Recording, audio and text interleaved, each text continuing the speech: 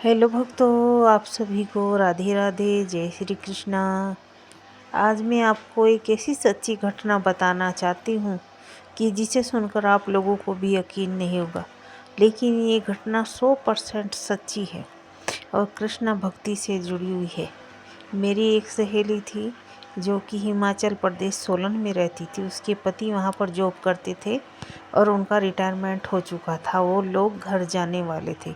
सारा सामान उन्होंने पैक कर लिया और एक बैग में अपने लड्डू गोपाल जी को भी बैठा लिया और उसमें उनका भोग रख दिया, खीर बनाई और भी जो प्रसाद था वो भी रख दिया और जो बाकी सामान था वो सारा बस में लोड हो गया जाने के लिए, क्योंकि उनको दिल्ली जाना था और दिल्ली से फिर बिहार जाना था।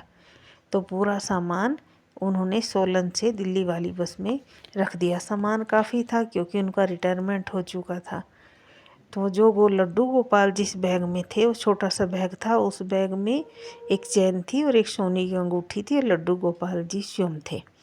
तो बैग उनकी बेटी ने ड्राइवर वाली सीट के पास रख दिया और जब वो दिल्ली उतरे, सुबह 4 बजे बस को दिल्ली पहुंचना था, तो उन्होंने अपना सारा सामान उतार लिया, लेकिन लड्डू गोपाल जी का बैग बस में ही छूट गया।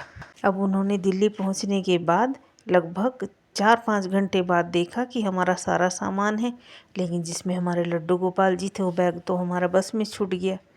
तब वो मेरी सहेली इतना रोई और उसने बोला कि मैं ना तो दूसरे लड्डू गोपाल लाऊंगी कभी घर में और ना ही लड्डू गोपाल की पूजा करूंगी अगर मेरे लड्डू गोपाल मुझे नहीं मिले।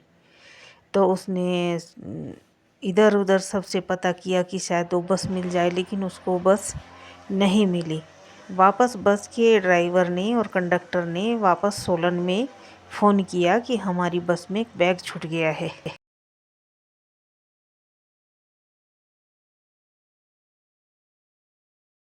और बैग में एक पीतल की मूर्ति जैसे है।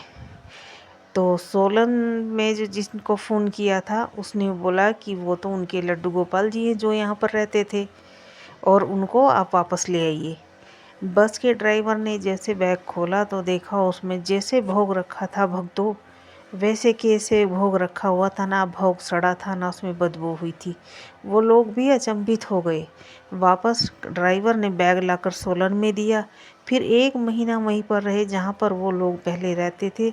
फिर उनकी पड़ोसन दिल्ली गई और दिल्ली से फिर वो बिहार गए।